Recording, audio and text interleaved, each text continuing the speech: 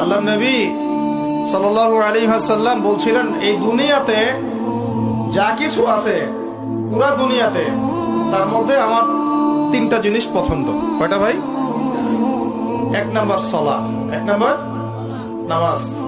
এটা আমার চোখের শীতলতা। নামাজে দাঁড়ালে আমার হৃদয় শান্ত হয়, চোখ ঠান্ডা হয়ে যায়। এটা নবী সাল্লাল্লাহু আলাইহি ওয়াসাল্লামের পছন্দের। দুই নাম্বার, এই পুরা দুনিয়ার মধ্যে আমার পছন্দ হচ্ছে সুগন্ধি। কি পছন্দ? সুগন্ধি। 10টা টাকা যদি আর্ন করেন, 1 টাকার সুগন্ধি কিনেন, সুন্নাত।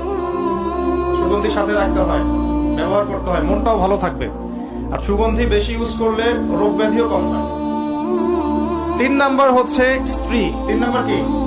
স্ত্রী। স্ত্রীরা আমার পছন্দ।